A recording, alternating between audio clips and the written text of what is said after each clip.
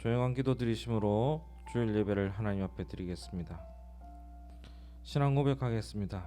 전능하사 천지를 만드신 하나님 아버지를 내가 믿사오며 그 외아들 우리 주 예수 그리스도를 믿사오니 이는 성령으로 잉태하사 동정녀 마리아에게 나시고 본디오 빌라도에게 고난을 받으사 십자가에 못 박혀 죽으시고 장사한 지 사흘 만에 죽은 자 가운데서 다시 살아나시며 하늘에 오르사 전능하신 하나님 우편에 앉아 계시다가 저리로서 산 자와 죽은 자를 심판하러 오시리라. 성령을 믿사오며 거룩한 공예와 성도가 서로 교통하는 것과 죄를 사하여 주시는 것과 몸이 다시 사는 것과 영원히 사는 것을 믿사옵나이다. 아멘. 찬송가 338장 함께 찬송하겠습니다. 338장입니다.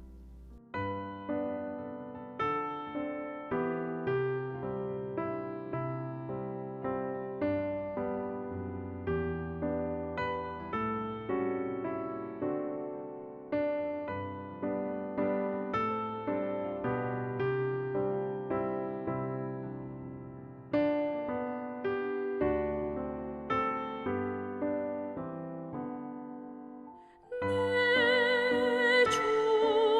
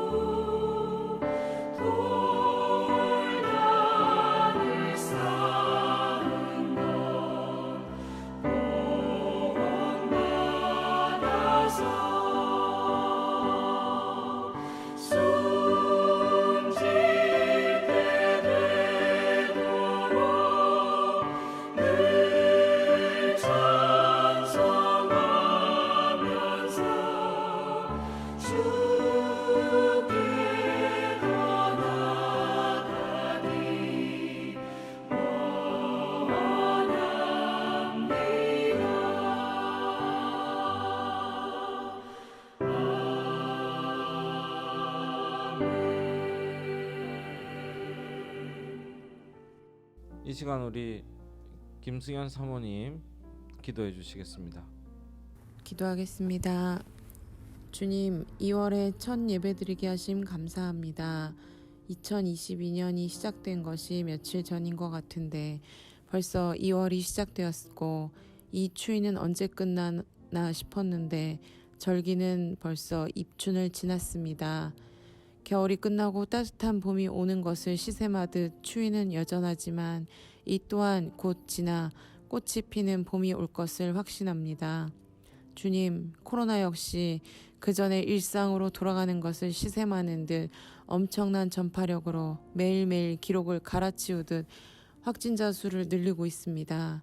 2년여의 긴 기간으로 저희들 모두 지쳐있지만 이 또한 언젠가는 꼭 지나갈 것을, 끝날 것을 믿습니다. 그 끝나는 시간까지 조금 더 견디며 이겨내기 위해 노력할 수 있도록 도와주시옵소서. 주님, 비록 오늘은 온라인으로 예배드리지만 우리 쉼이 있는 교회 성도님들 주님의 날개 아래서 평안하게 하시고 다음 주에는 건강한 모습으로 함께 예배하게 도와주세요. 보이시지는 않지만 늘 저희와 함께 하시는 주님께 감사드리며 예수님 이름으로 기도하였습니다. 아멘. 오늘 성경 말씀은 누가복음 5장 1절로 11절까지의 말씀입니다. 함께 보시는 분들은 먼저 잠깐 영상을 멈추시고 성경을 찾아서 먼저 읽으시고 그 다음에 함께 말씀을 나누기를 바랍니다. 지난주에 5주의 발걸음 때문에 못 뵙게 돼가지고 이번 주는 좀 뵐 수 있을까 했는데 이번 주도 온라인 예배로 드리게 되는 바람에 못 뵈서 너무 그립습니다. 우리 성도님들 보고 싶고 만나고 싶은 마음이 더 큽니다. 자, 오늘 온라인 예배로 드리게 됐지만 또 이 예배를 흡양하시는 우리 주님의 가정마다 하나님의 사랑이 넘쳐나기를 주의 이름으로 축원하겠습니다. 자, 오늘은 주님이 가장 사랑한 베드로에 관해서 말씀을 좀 나누고자 합니다. 이 베드로가요, 여러분도 잘 아시다시피 수제자이지 않습니까? 이 수제자인데 베드로가 어부였던 것을 많이 들어보셨을 겁니다. 이 베드로는 요한복음에 따르면 그 동생의 전도로 예수님을 만났던 사람입니다. 그리고 예수님께서 베드로를 만나자마자 예수님은 다 알고 계시잖아요. 그래서 함께할 사람이라는 걸 알았기 때문에 게바라는 이름, 게바의 뜻은 베드로입니다. 이 베드로라는 이름도 지어주면서 예수님께서는 처음에 관심을 많이 표했던 사람입니다. 그리고 난 다음에 예수님을 만나고 난 다음에 예수님을 이 베드로는 마음속에 새겨놓은 게 아니라 생업에 바빴어요. 먹고 살아야 되니까, 너무 힘드니까 그 어부의 직업이라는 자체가 잘 사는 직업이 아니었기 때문에 힘들게 살았다는 겁니다. 그래서 예수님이라는 존재를 완전히 잊어버린 상태였습니다. 그런데요, 하루는 시몬이, 베드로의 전 이름이 시몬이지 않습니까? 이 시몬이 부둣가에 배를 정박시키고 그물을 막 정리하고 싣고 있는데 예수님께서 오셨어요. 그리고 의도적으로 이 베드로의 배를 골라서 타셨습니다. 그래서 그 사건을 베드로는 어떻게 기억하고 있냐면 예수께서 나를 딱 집어서 만나 주셨다라고 표현을 하고 있습니다. 사도행전 15장 7절에 보니까 베드로가 일어나 말하되 형제들아 너희도 알거니와 하나님이 이방인들로 내 입에 복음의 말씀을 들어 믿게 하시려고 오래전부터 너희 가운데서 나를 택하시고, 그러니까 베드로가 예수님을 택한 것이 아니라 예수님께서 당신을 택했다라는 것을 인정하고 있는 그런 장면이 있죠. 그래서 베드로는 예수님이 이렇게 택해 주시는 은혜와 복을 입었던 사람이라는 겁니다.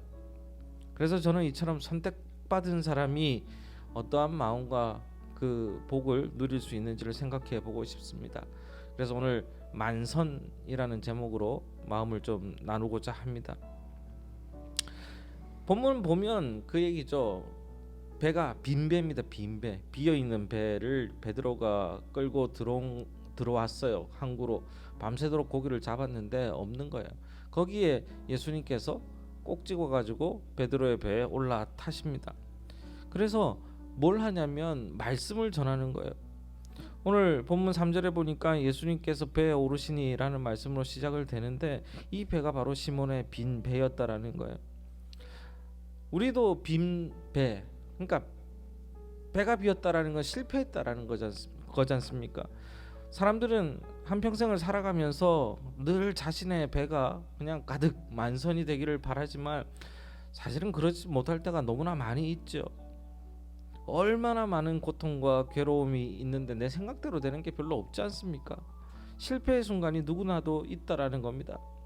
어떤 이는 자기의 그 비어져 있는 배를 다 채우지 못해서, 또 건강의 배를 채우지 못해서, 물질의 배를 채우지 못해서 삶의 괴로움에 지쳐서 막 노래 부르지 않습니까? 천부여 의지 없어서 손 들고 옵니다. 이렇게 노래 부르면서 우리의 마음을 고백하는 사람들도 있습니다. 어떤 사람은 또 사업의 빈배를 안고 몸부림치고 괴로워하며 사랑이 비었을 때도 허탈과 허무에 빠진 사람들도 있다라는 겁니다. 사람이라는 존재가 그래요. 노력했는데 그 열매를 맺지 못했을 때, 그 보상이 따르지 못했을 때 우리가 절망하고 낙심한다는 겁니다. 그래서 우리 많이 쓰던 얘기가 있지 않습니까? 청년들에게 얘기하는 한참 화제가 되었던 얘기 중에 열정페이라는 말이 있지 않습니까? 열정으로 봉사해라 하면서 막상 그 봉사에 대한, 그 노력에 대한 대가를 지불하지 않았을 때 완전히 절망에 이를 때가 더 많다라는 겁니다. 우리의 노력에 열매가 없을 때 정말로 사람은 좌절하게 되어 있다라는 것이죠. 그런데 이 절망하고 낙심할 때 주님이 찾아오시는 것이 또한 우리의 삶의 아이러니입니다. 주님은 베드로의 빈 배에 올랐습니다. 베드로는요 전문적인 어부잖아요. 그럼에도 불구하고 밤새 조업을 했는데도 아무것도 잡지 못했던 거예요. 완전히 지쳐서 헛수고하고 실망하고 있을 때, 그때 주님이 찾아오셨다라는 겁니다.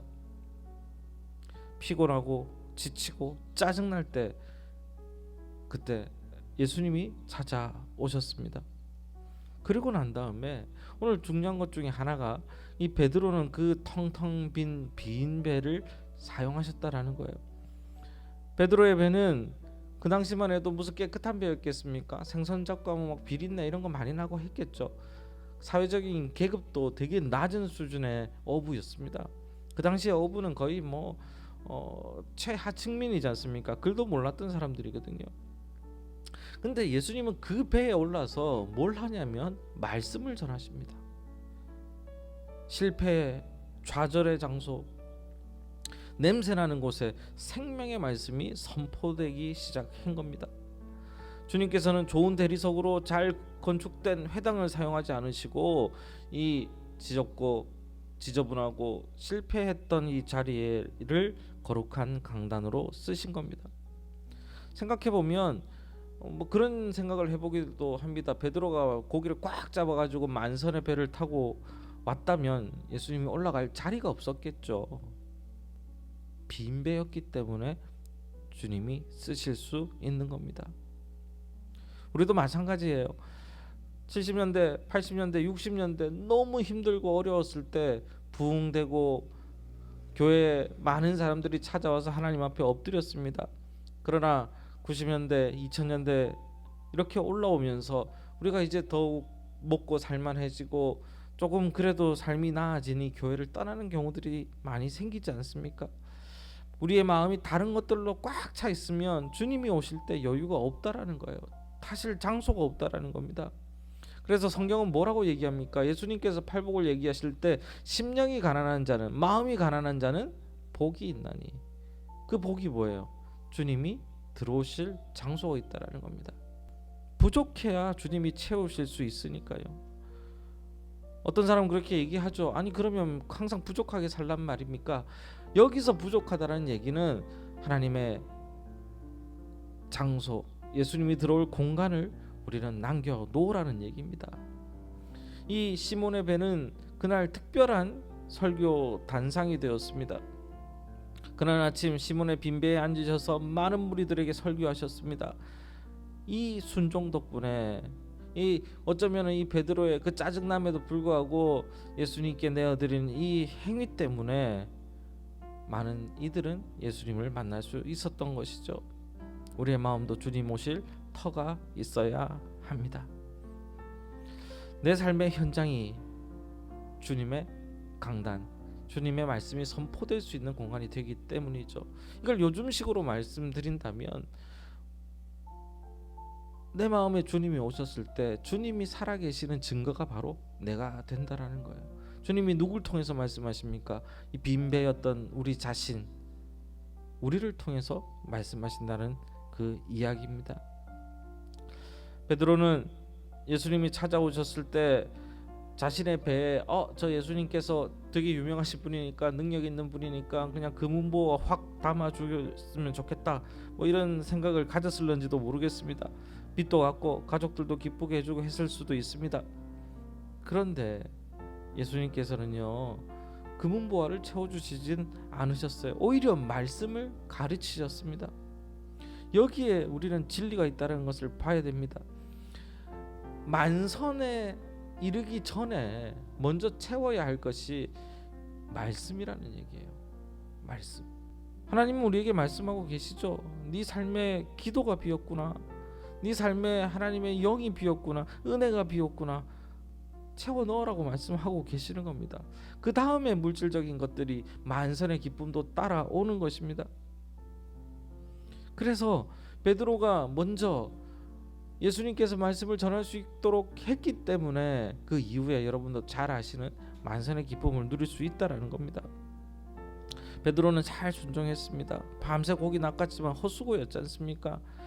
그들의 생계 수단인 이 어부의 이 낚시, 그물 낚시든 이 하는 그 어부의 생활이 한 마리도 못 잡을 정도면 그냥 완전히 망한 거지 않습니까? 목숨을 걸고 하는 일인데, 밥벌이로 하는 일인데, 취미로 하는 사람은 다를 것임에도 불구하고 잡지 못했습니다. 너무나 피곤하고 지치는 일을 당한 겁니다. 전문직이지 않습니까? 그리고 이 사람들은요, 밤에 어부를 그 고기를 잡아서 아침에 내다 파는 거예요. 지금은 이미 아침입니다. 낮입니다. 낮에는 고기가 없기 때문이죠. 그래서 밤에 고기를 잡고 싱싱할 때 내다 파는 건데 한 마리도 잡지 못했던 거예요. 그 지침에도 불구하고 얼마나 짜증났겠습니까? 예수님께서 올라서 말씀을 전하실 때 네 배를 쓰자고 했을 때 베드로는 순종했던 거예요. 베드로의 모습을 보면 이 사람이 뭐 샤프하거나 이런 건 전혀 없습니다. 그런데 되게 우직했던 사람이에요. 끝까지 주님 좋아한다고 얘기했고 그냥 욱하는 성격이 있어서 나서기는 하지만 꾸준히 주님을 좋아했던 사람이에요. 다 제자들 도망갈 때 숨어서라도 이렇게 어떻게 하면 안 될까, 예수님께서 돌아가시는 것을 보려고 했던 그런 사람 중에 한 사람이었다라는 겁니다. 어찌됐든지 간에 이 사람은 전문가인데 예수님이 오셔서 뭐라고 얘기하냐면 깊은 곳에 그물을 내리라고 얘기해요. 아니 예수님이 뭘 알아요? 그죠? 뭘 알겠습니까? 어업에 대해서. 그럼에도 불구하고 이 예수님을 만났던 그 경험과 예수님에 대한 그 마음으로 순종합니다. 순종해서 깊은 곳에 그물을 내리니까 수많은 고기들이 잡혀 올라오는 것이죠. 베드로가 예수님의 말씀을 들었을 때 만선의 기쁨을 누렸다라는 거예요. 순종하는 만큼 많은 복을 누릴 수 있다라는 겁니다.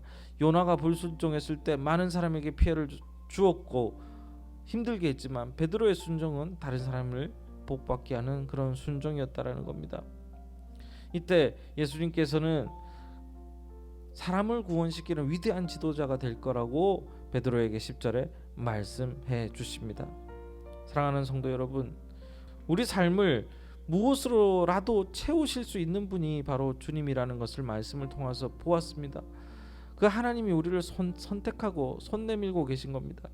근데 마지막으로 되게 중요한 말씀이 마지막으로 하나 남았어요. 11절의 말씀인데 결국은 만선이 됐잖아요. 베드로의 배가 만선이 됐으면 이제 부와 그 많은 뭐 팔아가지고 먹고 살기도 좋아졌을 겁니다. 그런데 베드로가 예수님을 따라 나섭니다. 배도 버리고 자기가 가진 모든 것을 그냥 내팽개치고 주님을 따라 나선 겁니다. 뒤돌아보지 않습니다. 만선이 중요한 게 아니었다라는 거죠. 만선은 증거일 뿐입니다. 살아계신 하나님의 증거일 뿐이지 우리에게 정말 중요한 것은 주님을 따르는 삶이라는 것입니다. 모든 걸 버리고 주님을 따라가는 삶. 목사인 저도 그런 결정을 할 수 있을지 저는 자신이 없습니다. 사랑하는 우리 교회 성도 여러분, 하나님께서는 우리를 통해 큰 일을 이루고 싶어 하십니다. 그 큰 일은 우리가 생각하는 어마어마한 일이 아니라 내가 주를 따라가는 삶이 바로 큰 일이신 것이죠. 그래서 하나님은 우리를 위해 큰 계획을 세워놓고 계시는 겁니다. 나같이 부족한 자라야 하나님이 쓰신다는 것을 기억하시면서 나를 향한 하나님의 거대한 목적이 있음을 우리는 알아야 될 것입니다. 주님은 증거로서 만선의 복을 보여주지만 정작 중요한 것은 만선이 아니라 주를 따르는 삶이라는 것을 잊지 마시기 바랍니다. 베드로가 바보가 아닌 이상 그걸 다 버려놓고 간 데는 이유가 있는 겁니다. 뭡니까? 베드로는 행복할 것 같은 삶을 쫓아간 거예요.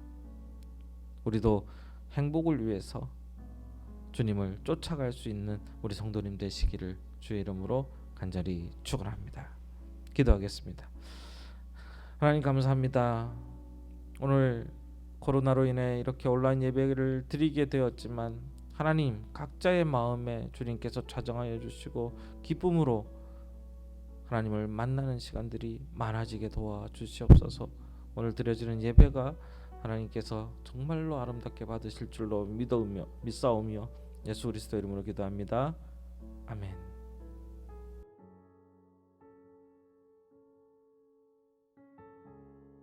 인사 한번 할게요. 샬롬, 반갑습니다. 네. 설날 잘 보내셨습니까? 저는 여러분도 아시다시피 지난주에 저희 할아버님께서 하늘나라에 올라가셔서 장례를 여러분의 은혜 기도 가운데 잘 치렀습니다. 기도해 주셔서 진심으로 감사를 드립니다. 이번 주에 사실 이번 주가 창립 기념주일이지 않습니까? 그런데 코로나로 인해서 또 저희 코로나에 좀 걱정되는 분들도 계시고 해서 명절 지나고 더 그런 것 같아요. 그래서 이번 주는 온라인 예배로 드리게 되었습니다. 안타깝지만 다음 주에는 다 함께 모여서 창립 예배가 저희가 2월 첫 주인데 둘째 주에 함께 창립 예배로 드릴 수 있도록 하겠습니다. 자, 그리고 다음 주에 어린이 예배를 이제 시작하려고 합니다. 우리 아동부 어린이들 부모님께는 연락을 다 따로 드렸습니다. 그래서 위에서 함께 기도해 주시고 어린이 예배는 오전 10시 정도부터 시간을 좀 조정해 가면서 맞춰서 할 수 있도록 하겠습니다. 코로나가 정말 턱 밑까지 쫓아온 모양입니다. 여러분 그래도 끝까지 잘 견디시고 여러분의 방역과 건강 하나님께서 지켜주시겠지만 우리도 힘내서 잘 지키기를 바랍니다. 함께 여러 우리 시민은교회 식구들에게도 안부도 전하고 할 수 있도록 하겠습니다. 자, 그리고요 다음 주에 오실 때 여러분 그 기도의 제목들을 좀 가져오셨으면 좋겠습니다. 그래서 저한테도 기도 제목 저만 볼 수 있게 제가 같이 기도할 수 있도록 할 테니까 기도 제목 제출해 주시기도 하고요.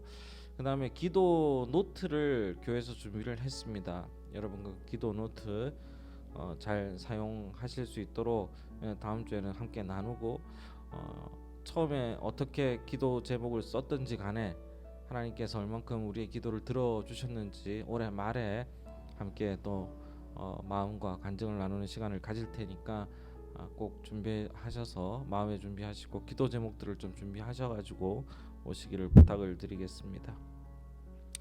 자, 그리고 여러분 그 언제 이 예배 후에 제가 온라인 예배를 드리는 관계로 이제 저희가 떡을 준비를 했는데 다음 주에 창립 예배를 드리지만 떡은 이번 주에 좀 제가 돌아다니면서 나눠드리도록 하겠습니다.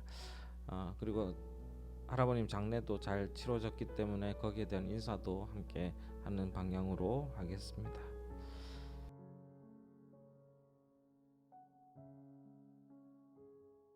지금은 우리 구주 예수 그리스도의 무한하신 은혜와 하나님 아버지의 극진하신 사랑과 성령의 감화 감동하심이 오늘 함께 예배드리며 온라인 예배지만 집에서 가정에서 어느 곳에든지 하나님께 예배드리고자 하는 우리 모든 쉼이 있는 교회 성도들의 머리 위에 지금부터 영원토록 함께 하시기를 간절히 축원하옵나이다.